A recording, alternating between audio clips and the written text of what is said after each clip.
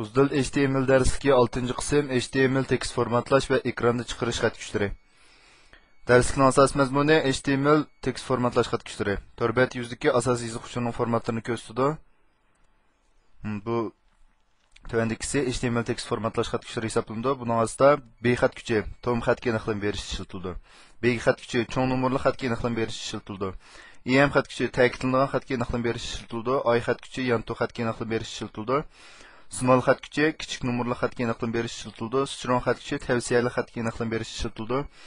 Sub xat kuchi tövənki burjakda ko'rsatilgan xatga aniqlab berish ishlatiladi. Sub xat kuchi yuqorqi burjakda ko'rsatilgan xatga aniqlab berish ishlatiladi.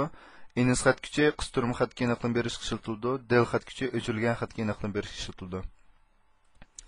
Masalan, motor ko'rgichdagi ma'qul unum holatidagi xatlarniki asli kodga qaraydigan bo'lsak, buningki asli kodningki masalan ma'noga B xat kuchi ishlatilganligini, ma'noga strong xat kuchi ishlatilganligini, ma'noga B xat kuchi ishlatilganligini. Andan keyin qaraydigan bo'lsak, bu sub va sub bu ostinqi burjakda ko'rsatish, xatniki ustunqi burjakda ko'rsatish qatorliq ham shu har xil holatdagi xat kuchlarini ko'ramiz.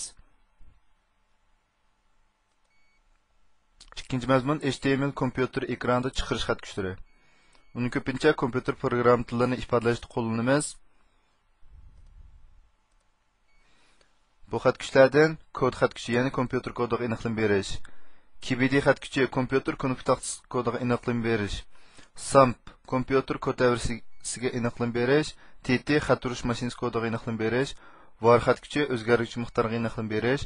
Pre xat kuchi oldin formatlangan tekstga aniqlik berish qatorliqlarga ishlatiladi.